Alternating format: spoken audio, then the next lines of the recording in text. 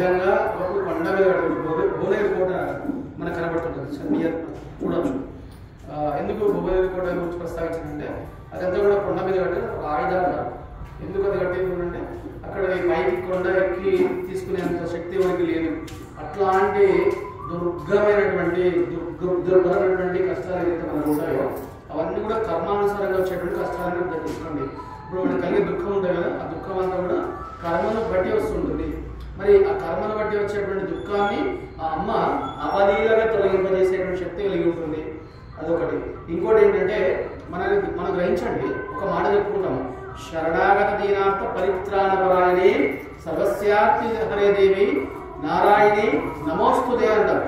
సర్వస్య ఆర్తి హరే దేవి. ఎవరైతే మనము ఒక ఆర్తితో మన అమ్మవారి దగ్గరకు వస్తే ఆ ఆర్తి తీర్చేటువంటి శక్తి అమ్మవారికి ఉంటుంది. సర్వస్య అందరి యొక్క ఆర్తిని తీసుకొని ఆవిడ ఆ ఆర్తిని నెరవేర్చి, అంటే ఆర్తి అంటే కోరికలు కానివ్వండి లేదా బాధ దుఃఖం ఏదైనా కానివ్వండి, ఆ అమ్మవారి దగ్గరకు వెళ్ళి నిలబడ్డ మాత్రం చేతనే పోతుంది మన అంత శక్తి కలిగినటువంటి తల్లి. మరి అమ్మ అనే మాట మనం చూడగానే మనకు ఓదార్పు ఉంటుంది. మనం సాధారణంగా ఏ దేవత స్వరూపాన్ని కూడా మన అమ్మాని సంబోధించు దుర్గమ్మ అని అంటాం. దుర్గాదేవి మాత్రమే మన అమ్మాని సంబోధించేటువంటి ఒక ఆనందాన్ని కలిగి ఉంటాం. ఆ అమ్మ అనే మాటలోనే ఒక ఓదార్పు అనేది ఉంటుంది. మరి ఆ ఓదార్పు ఎలా ఉంటుంది? అమ్మను మనం ఎట్లా ప్రసన్నం చేసుకుంటాము అని అంటే, అమ్మని ప్రసన్నం చేసుకోవడము చాలా దుర్భరము, కష్టం అనుకుంటాం. తల్లిని సంతోషపెట్టడము ఈ రకరకాల మాటలు మాట్లాడుతుంటే బలోపేతం చేస్తుంటారు. మరి అసలు అమ్మ ఎవరు అంటే శంకరాచార్యులు చెప్పారు, మాతాచ పార్వతీదేవి పితాదేవో మహేశ్వర బాంధవ శివగణస్య శివభక్తాస్య అని అన్నాడు. ఆయన ఏం చెప్పాడంటే, మాతాచ పార్వతీదేవి ఈ భూమిలో మొట్టమొదటి ఆరుదంపతులు ఎవరయ్యా అంటే ఆ పార్వతీ పరమేశ్వరులు. పార్వతీ పరమేశ్వరులు కూడా ఒకటే పదాలు రెండు అర్థాలు ఉంటాయి. పార్వతీ పరమేశ్వరం, పార్వతీ పరమేశ్వరుడు అంటే ఏంటి అర్థం? పార్వతీ అమ్మవారు పరమేశ్వరుడు కదా. పార్వతీప రమేశ్వరం అంటే చెప్పండి. పార్వతీప అంటే పార్వతిని భార్యగా కలిగిన వాడు పరమేశ్వరుడు.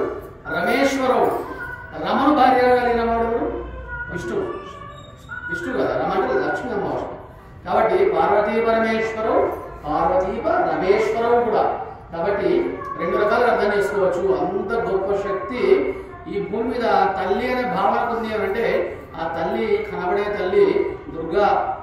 ఈ దుర్గాష్టమి అంత విశేషమైనటువంటి దుర్గాష్టమి. ఈరోజు సాధారణంగా ప్రాంతీయ ఆచారాన్ని బట్టి బతుకమ్మ ఆడుతుంటారు.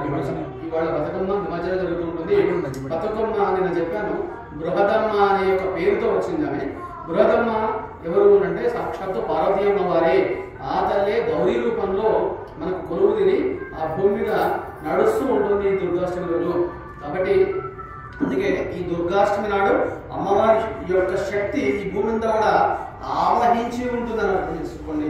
కాబట్టి ఈ రోజు స్త్రీ స్వరూపం ఎవరున్నా సరే వాళ్ళందరూ కూడా మాతృస్వరూపాలు, వాళ్ళందరూ కూడా యొక్క శక్తి స్వరూపాలుగా భావించుకొని ఈరోజు మనం స్త్రీని పూజిస్తుంటాం. దుర్గాష్టమి అంత విశేషము. అందుకే ఇది ఒక వేడుకగా మారిపోయి ప్రాంతీయాచారంగా మిగిలిపోయింది. కానీ వాస్తవానికి గౌరీ ఆరాధన చేయాలి. ఈరోజు గౌరీ ఆరాధన చేసుకోవడము, గౌరీ యొక్క పూలలు అడించడం అంటారు కదా, ఆమెను మన చిన్న చంటి పాపలాగా భావించి ఆవిడ్ని గంగమ్మలో పంపించేటువంటి రోజు ఈ యొక్క దుర్గాష్టమి.